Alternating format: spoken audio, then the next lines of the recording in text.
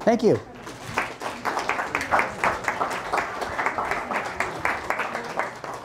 On Tuesday, do I need the mic or can you hear me? On Tuesday, I was camping out in the desert in New Mexico collecting clay, and I got a text message asking me if I'd do a presentation. So I haven't had time to put together a PowerPoint presentation.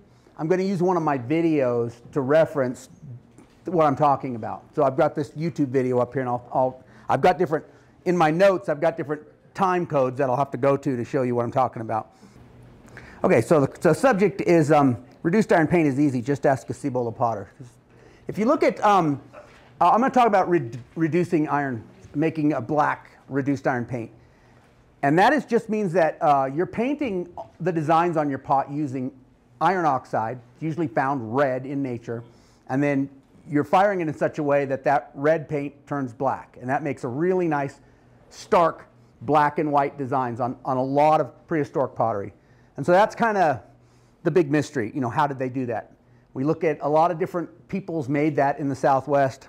And I reference the Cibola potters because if we look at like members pottery, we see lots of failures. I mean, if we don't know, right? But if they were trying to reduce all their black and white pottery, there's a lot of them that are all red, have red spots that are a little on the brown side. But the Cibola potters seem to do it consistently every time, black and white. You rarely see like a Tularosa that's red or even has a red spot on it.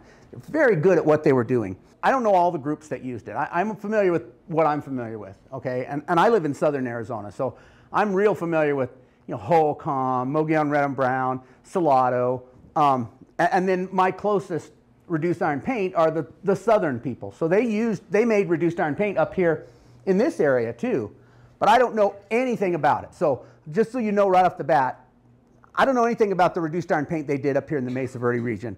I do know a bit about Membris and Cibola because those are the ones that are closest to where I live. So when I started this, I started going down this road for reduced iron paint when we had the Kiln conference in Silver City. I thought, well, nobody's, as far as I know, ever figured out how to do this correctly. And so for this conference, I'm going to see if I can figure it out, or at least so we can do some experiments at the conference and maybe come to some idea of how they did it. Unfortunately, we didn't fire any pottery at the Silver City conference because we got rained out. But I did do some experiments that year. My first idea was that, just as I'd done when I approached Salado pottery, I looked at the evidence. There's very few firing features found in the Southwest as a whole. They're very fortunate up here in the Four Corners area that they have so many trench kilns, because if you look anywhere else, you find almost none. And so it's odd. But the assumption, at least the assumption I made, and I think the assumption a lot of people have made, is that where we don't see trench kilns, they must have been firing on the surface. And that was the assumption I made when I started with the Membris stuff, is I thought, well, they haven't found any firing features in the Membris country. They must have been doing that on the surface. And so that's how I first approached it. And I thought, I'm going to try to fire reduced iron Membris pottery on the surface.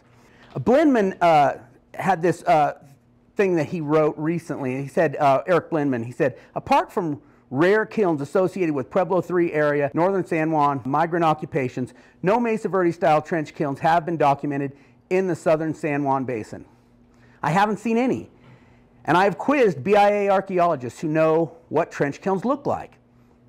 They have not encountered any trench kilns on Laguna, Acoma, or Navajo lands, despite lots of surface surveys and centuries of production of mineral painted black on white vessels in the region. And when he's talking mineral painted, he's talking about that reduced iron. It's likely, but not proved, that low iron white slip clays that were used in the region did not require the quenching step to stay white. He's talking about the smothering. While the iron mineral paints required high heat, that is most easily achieved through open oxidation firings. So there is reason to expect that the trench kilns weren't needed in the southern San Juan basin. So he's making the assumption that because there's no trench kilns found in areas south of the San Juan River, that they weren't firing on the ground, they were firing on the surface. And one, that there had some way to keep that iron black, and two, that they're whites. And that was the other thing. Okay, so there's two things that we know that they're smothering, and that one is the blacks stay black. But one, like was it Sherilyn, I think, talked about the whites you know, the whites, if you oxidize those white slips, they'll always be a little, most of them, 99% of them will be kind of creamy colored. They won't be white. And we look at those Cibola whitewares, you look at Tularosa black on white, it is white, white, and it is black, black. And so there are some clays out there, but they're no more common in the Cibola region than they are here or in southern Arizona where I live. They're not. There are a few out there, but they're super rare. There's no way all those Cibola potters had access to some kind of slip that was magical. Oh, honestly, you can throw those Tularosa sherds in an oxidation kiln and prove that wrong, just like that, because they'll come out, you know, creamy. I believe that those kilns are out there. I think we just don't know what to look for. Up here, and I'm going to disagree with Sherilyn here because she loves those rocks, but I don't think those rocks are doing you any good. I think it's merely a practice that they had up here. You know, everybody does things the way they know how to do it, right? If I go to, you know, let's say I go to one of the modern pueblos. I go to Acoma Pueblo, and they're firing pottery their way. Or I go to Hopi Pueblo, and they're firing pottery their way. They're firing the way they learned from their mothers and their grandmothers or their aunts, right? It's just passed down. If you started firing pottery in a stone-lined kiln, trench kiln, then you'd keep doing it. Not because you necessarily knew anything about the science, but because this is the way we do it. This is the way I was learned to do it. I don't want to not do it because it might not come out right.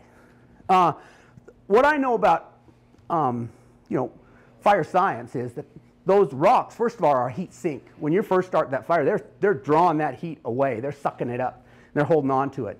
And then when the fire's done, or when the fire's starting to burn down, they're releasing that heat, okay? They're a heat sink. They're like a heat battery. But most of that heat that's actually firing the pots, that's coming from your fuel.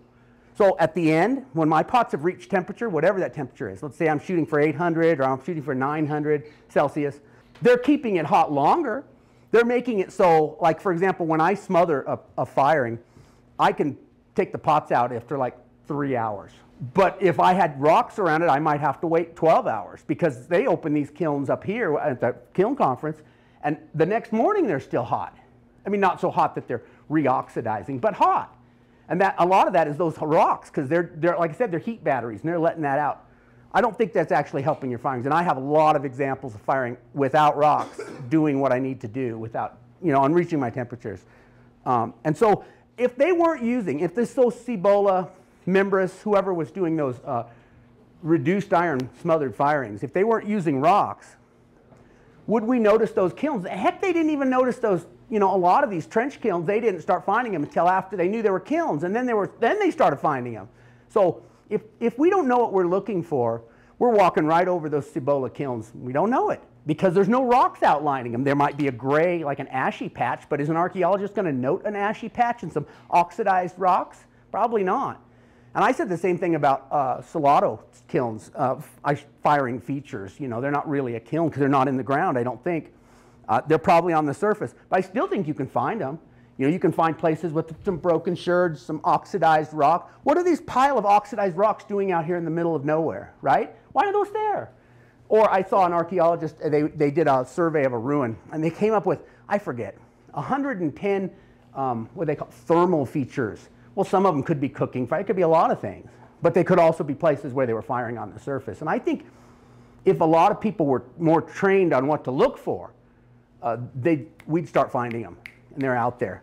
I found a place where I was sure they were producing Salado polychrome pottery a couple years ago. Well, what I did is I went out, I started going to all these sites. Well, they know a lot of the sites, the Salado sites that were producing Salado polychrome, because they can do petrography and you know, analysis of the clay bodies and stuff, and they can figure out what villages were producing it. And it was only being produced. I know this is a rabbit hole. It's not related to reduced iron, but it comes back around. Okay, they know what villages were producing it. Only certain ones were producing it, or at least volumes of it. Just a handful. And so I thought, well, it's going to be easy to find these firing features because you just go to one of those villages and then just start going around the area. They're going to be there. The problem is all of those ruins are down on the Gila and Salt rivers. They're either underneath a lake or they've been plowed over 10,000 times. There is nothing left of those Salado firing features.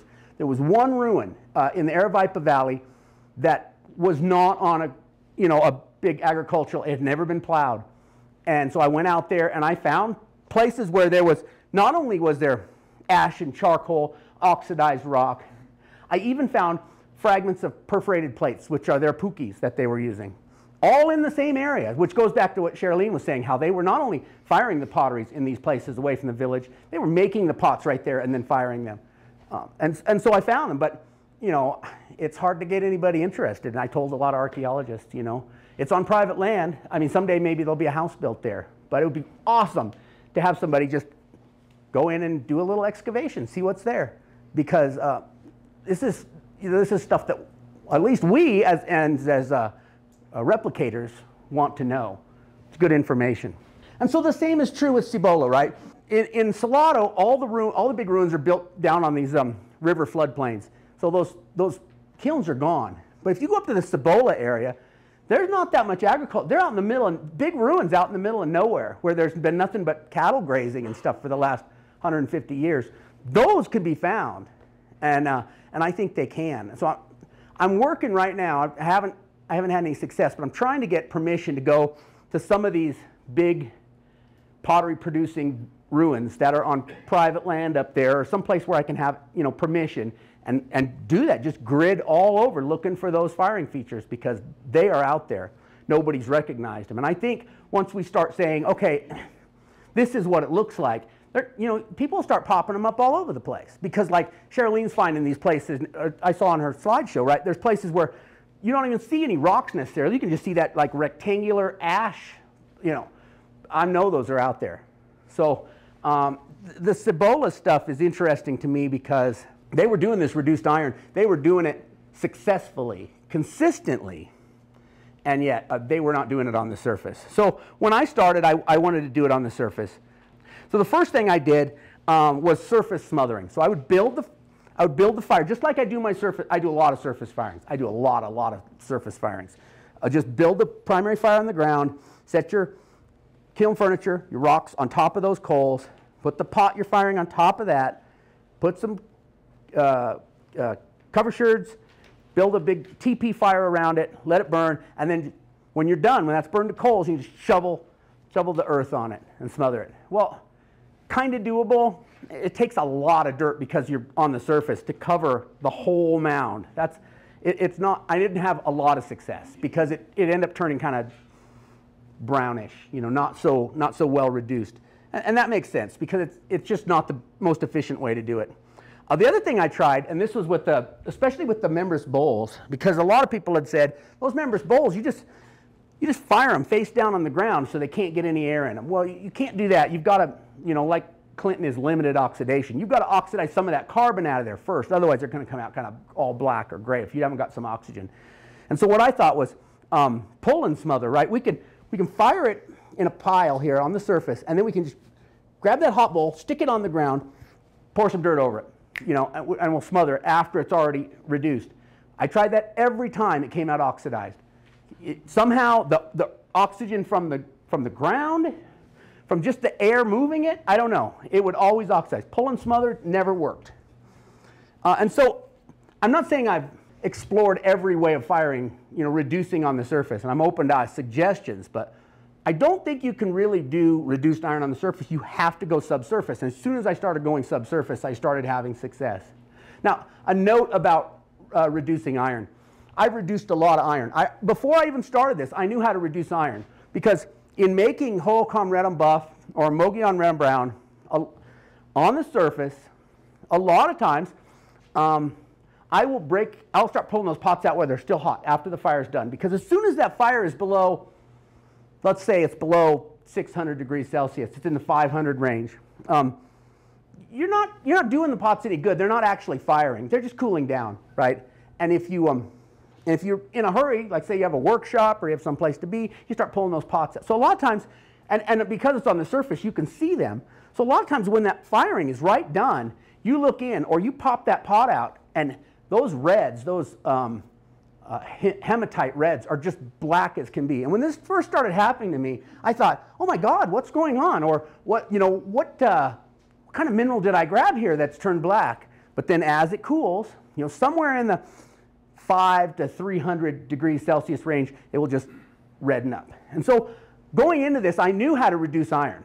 Reducing iron's easy. All you have to do is just have a rip roaring fire. You're producing carbon monoxide, and that's robbing those oxygen molecules from the iron.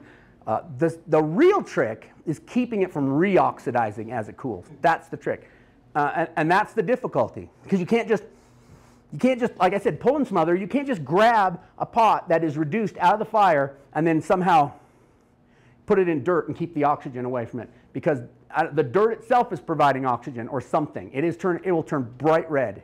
So there has to be another way, and that's when I started saying, well, they had to have been smothering just like they were doing up here with these trench kilns to keep that oxygen out.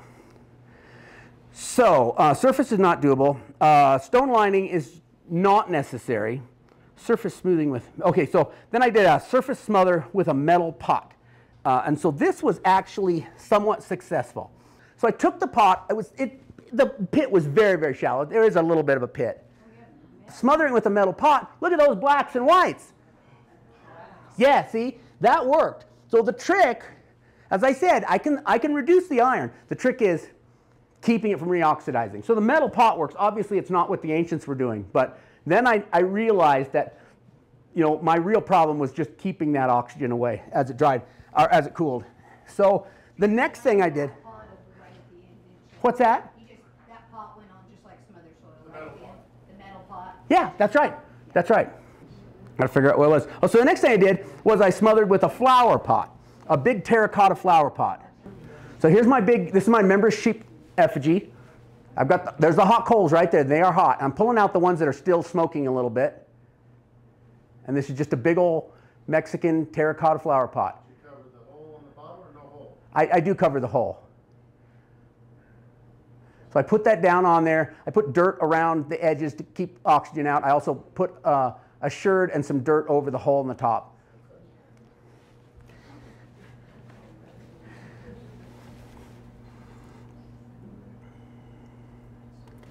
So now it's a couple hours later. It cooled off quick, a lot faster than in the ground. And you'll see I got good blacks. Every place the coals were touching the pot. Every place, if you go back and look before I smothered, every place the coals weren't touching, like there on the neck and the head, that's places where there were not hot coals next to it. So even though my success was hit and miss, although this member stuff is often like this, black and red, so it's not really necessarily bad, but the success was hit and miss, overfired. I learned something about those hot coals, the importance of the proximity of hot coals. What were you saying about the neck there? The place right in here, you can see there's a big red spot right in here. And if you go back and look at the video, when I smothered it, there were hot coals all around this area. This area was open from the hot coals. It was the proximity of the hot coals was critical to getting the black, or keeping the black, because it was black when I smothered it. But the charcoal is important. This one, again, got really hot. I have a ton of coals. You see, it's covering everything.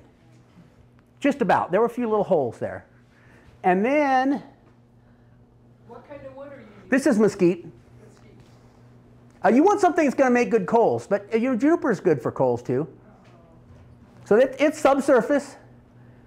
And then yeah, there are cover sherds under the coals there, over the pot, right? But loose cover sherds. And that's a mistake I make later, is over cover sherding. Okay, I'm getting artistic here. Let me skip forward. Okay, so here we are. Gonna open it up.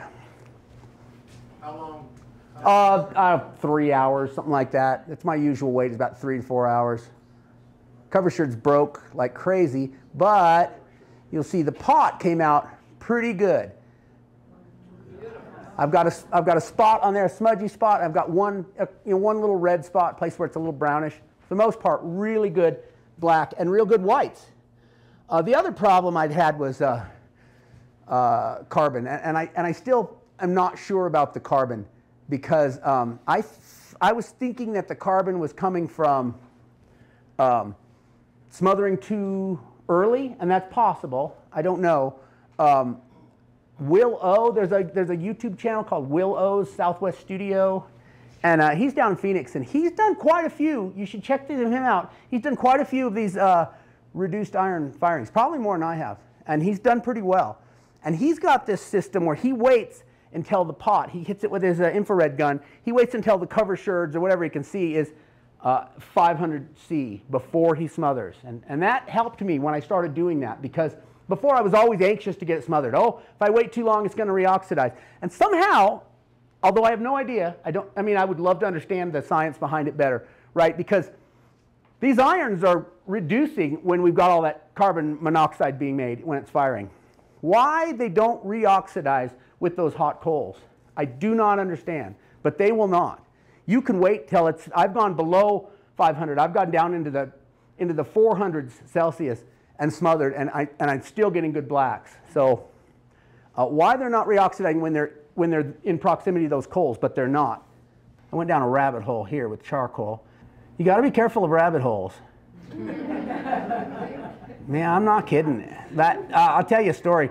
That first kiln conference I ever went to, that Rod Swenson with his a non-smothering paradigm. That took me a year out of all my research trying to figure that out until I finally threw it out. Yeah, threw it out and went back to what I was doing before, which is where I should have been in the first place. It's okay to explore rabbit holes, but you got to change lanes again real fast when you realize it's not working. Here's my big Tularosa Oya in the ground on large kiln furniture, because I want that oxygen circulating under that pot and getting getting that gray burned out everywhere. I'm also putting the cover sherds on kiln furniture so that I can get air under them, because I don't want them sitting right down on the, on the earth. I want that air coming around them. And you don't want your vessels higher than the level of the ground. It seems My vessel here is probably an inch or an inch and a half above the surface. Yeah. And then teepee fire. Now this is I think somewhat important, and that is keeping airspace. I'm building that teepee above, so the wood isn't laying right on the pots. That way, more air circulation. You don't want that. You want that fire to burn hot and vigorous, because you want to make a lot of carbon monoxide. You want it hungry. And the big oil was preheating alongside that. It had been preheated around the fire, yes. And so, without showing you the whole thing, we skip right to the end. This is just going to build a fire here. I was worried about the rapid heating. Oh, I'm going to talk about that. Okay, but the puncture seemed like that might buffer that. So I'm checking the temperature, like Will O said, making sure I'm waiting, and it takes a while.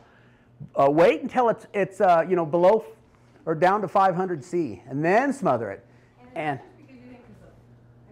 you avoiding filthy whites? Is that what you're avoiding right now? by waiting, I think. Yeah. I don't know. I think that helps make sure your whites are whiter. Yeah. Because everybody says, people that have done this, I've talked to a number of people that have done this successfully. I have notes from Michael Hawley, who was firing black on white pottery way back in the 80s. And he said the same thing. He said, you have to wait until those coals are white coals. If they're even a little bit black, you're going to get gray pottery. And that waiting is hard for me.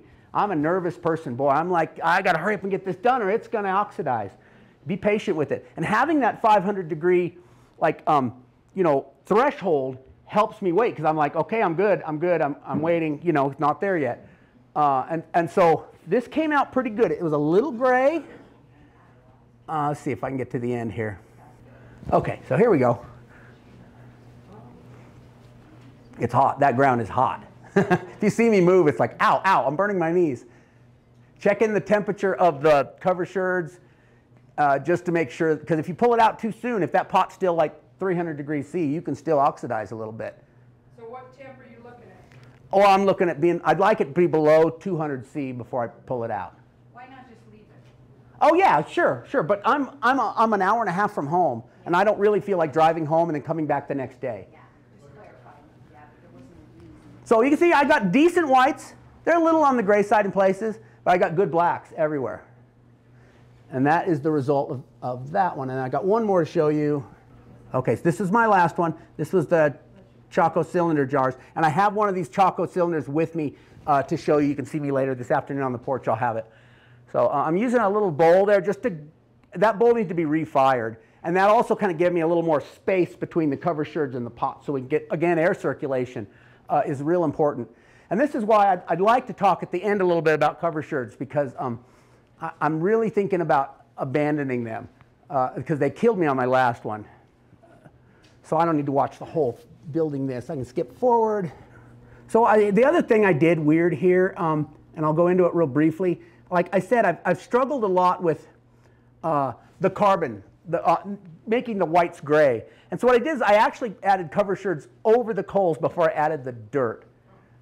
And I've only done this once, so I don't know if this is really a factor or not. But it was an idea because that carbon drives me crazy. So here we are, 4 hours later or something. So I've got 2 layers of cover sherds to get through here. What's your ambient temperature there in Arizona when you're firing? It depends on the time of year. I fire a lot in the winter, but this was a fairly warm day, yeah. 100 degrees or something. I was up at 5,000 feet elevation, so it's a little better. I'm not firing in Tucson. But you can see my whites are excellent. My blacks are excellent on this one. So this was my most successful firing of the reduced iron. Again, it's like waiting for those white coals. It's easy to get kind of overly concerned about something and then overdo it. That's the story of my life, right? So like I over cover sherded it and then it didn't breathe. And that's always the danger, the difficulty is getting those cover sherds. You want them just the right size and just the right situation. And I don't think cover sherds are necessary because I think there's 2 reasons we use cover sherds. I mean, there's probably other ones. And in fact, I saw some others highlighted today. But I think the main 2 reasons I use cover sherds is 1, because I don't want fire clouds on the pottery, and 2, to protect from thermal shock.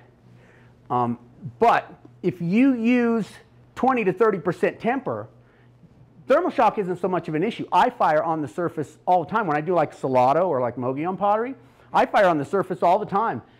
And I don't use cover sherds. I never use cover sherds for my Salado pottery. And they are hot and fast. They're like 15 minutes and about 750 degrees. That is fast and hot. That would blow up all your pottery that are, using 12% temper or whatever you're using. You can go up to 20 or 30%. It's going to infect the plasticity of your clay, but you can do it. I have students all over the world that are using 20 to 30% temper successfully. And if that keeps you from having to use the cover sherds, it's worth it. Because you don't have to worry about getting all the oxygen in there. You get lots of oxygen. That's why I dumped them for the Salado, was because it was hard to get the right atmosphere and get those oxidized enough, get that gray, the white clay white, because the darn cover sherds were blocking all of that. And so I think with the reduction fire the same way, right?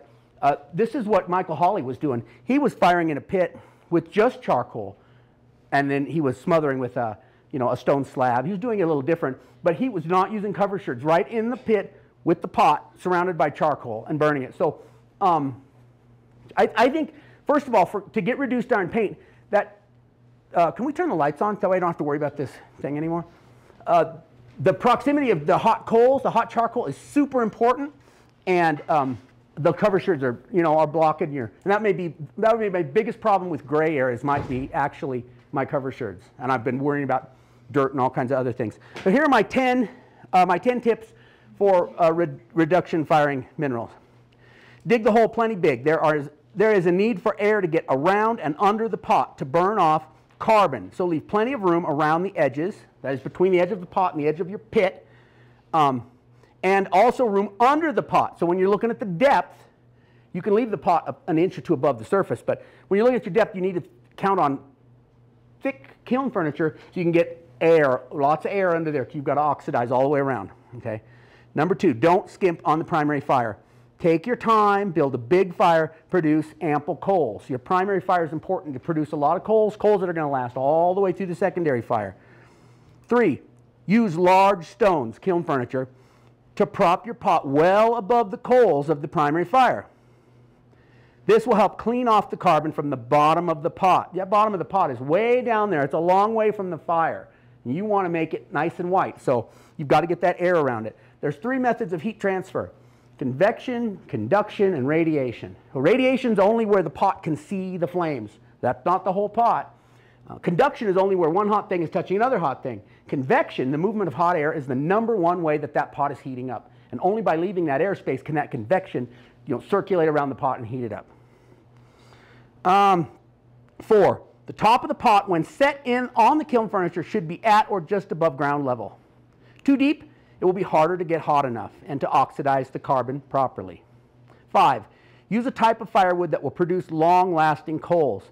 Some types of wood are not good for making coals, such as pine. Select your fuel with care. 6, and my 6th is question. I haven't marked as questionable because I wrote it a while ago and now I'm rethinking it. Use plenty of cover sherds to block air holes where the smothering dirt could potentially leak through and reach the pot. At the same time, you want air to have plenty of room to get around the pot. So a balance between blocking dirt and allowing air needs to be reached. 7, build a big secondary fire. It is better to err on the side of too big. Only a vigorously burning fire will produce the carbon monoxide you need to reduce. Heating pottery that is below the fire in a pit is difficult, right? The fire's up here, all the heat's wanting to go up, your pot is below it. You're working hard to get that heat down in the bottom. It's difficult and requires a fire that is bigger than what is required for a similar surface firing. 8, after the secondary fire burns down, you will want to be left with a healthy layer of coals. That will cover the top of the cover sherds evenly. So you're gonna, if you don't have coals over every bit, you haven't built a big enough fire. When the fire's burning, when it's actively burning, you can look and you can see those holes where it's burning out too soon. I call them windows because cold air can come in there. So keep an eye on your fire as it's burning, and when you see a spot that the wood's burning away, you're left with a window, go grab some more wood and put in there, because you want your goal is to get all of that wood to burn down to coals at around the same time. And that way, you don't have any holes in your coals too. You want a nice even bed. 9, wait before smothering. Smothering too soon is the #1 reason why pots come out dark and carbon covered. There should be no fuel still actively flaming or smoking when you smother. Will O suggests waiting until the cover sherds reach 500 C, which seems to be good advice. More experimentation is required to see if a lower temperature will work as well. So with the Tularosa pot, I did 500 right on the nose. With the Choco cylinders, I was waiting a long time. I lost track of time. It was well down into the 400s. It was like 480 or something. And it came out real good. So we might be able to go quite a bit lower.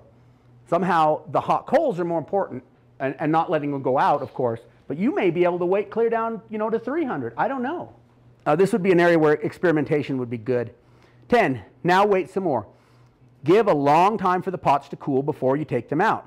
I would say at least 4 or 5 hours would be best. But I'm sure the amount and type of soil makes a difference in how fast the pots cool. So does using stones around your kiln. That's going to make it cool a lot slower. The pots should be below 200 C when they are removed, or they may oxidize a little. That's all I have. Do we have questions? Yeah? Just comment on your clays. My clays. I use clays from all over because I make, my areas of interest for replication are, I like the stuff in southeast Arizona. I do a lot of Salado, so I'm using those brown alluvial clays from the Gila River. But I also do Mogollon Rim stuff. I do White Mountain Redwares, and I do, it's a little bit of like Tularosa Reserve type stuff. And so I also have those shale clays from up on the Colorado Plateau, which are similar, I believe, to what you all are using here. And I have a lot of those clays in my truck if anybody's that interested in hunting down what I'm using. Yeah? This sounds really similar to how a lot of people fire organic, black and white. What am I missing from very most people that are firing, and I don't have the experience with the smothered organics, first of all, but I've seen a few of these fires, and they light them they use like 12% temper, and they light them from the top, and they burns down real slow and heats up real slow, which is great for when you're using like 10% temper, right? But you're not producing a lot of carbon monoxide because that fire's burning nice and slow. What you want is you want a vigorous fire because you're trying to reduce that iron. But it's similar. It's very similar. Yeah? We got to watch a firing in Mato Ortiz in Mexico. Uh-huh. All the fellow did was put a galvanized can over the pot. Right. That's smudged though. Yeah. Yeah, that's a little different because it's smudged. And then, but if you wanted to preserve the reds, what would you do? Oh, if I wanted to make like a redware pot, if I wanted to oxidize. I do that all the time. That's my thing, right? Fire on the surface, build a TP around it, and just let it go. Yeah. The only problem there is, if you don't use enough fuel, it's not gonna, you're not gonna burn good enough. You're better to err on the side of too much fuel. Because a lot of people, I know a lot of students of mine that watch my videos, they start out, they go out, they build a fire, and they use like, these little tiny sticks. Your sticks need to be like wrist size, because they need to burn for a while, they need to produce a little bit of coals, and you need to, use enough of them. So if you're gonna do that, err on the side of too much. Was there a question back? Yeah. Did I hear you say don't use pinon pine for recovery of the coal? Or? Pinon pine is from people that have used it. I have very little experience with it. It is a good wood for firing, but it doesn't make good coal. So for your primary fire, probably not your best choice. For the secondary fire, am I right, Cheryline, that like people use pinon in a secondary fire and it works okay? I don't use hardly any. But some people do, right? I thought I'd heard that. Definitely showing up in. It also has a lot of. Okay, yeah. But it's not going to make good coals. That's the problem with pinon or any of the pines. Yeah. So on your black on white pieces, is the clay providing the white, or are you slipping that? It's slipped with a white. It's a gray clay, a gray shale clay. It's slipped with a white slip. And then of course, the firing burns the gray off of it. Of course, yeah. Do you have any of the white slip? White, I share a lot of clay sources with people because I have a lot of students all over the country and even the world. But I don't have a lot of good whites that I can share because the one that I do have, my favorite white, comes from a clay mine on the Mogollon Rim, and you got to drive past a no trespassing sign to get in there. And I don't want a bunch of people going up there and then they mess it up. They put a gate up or something, a security camera. But I'm looking. I just spent all last week looking for white clay all across Arizona and New Mexico. So my hope is to find a good white clay that's on like BLM land that I could share with a lot of people.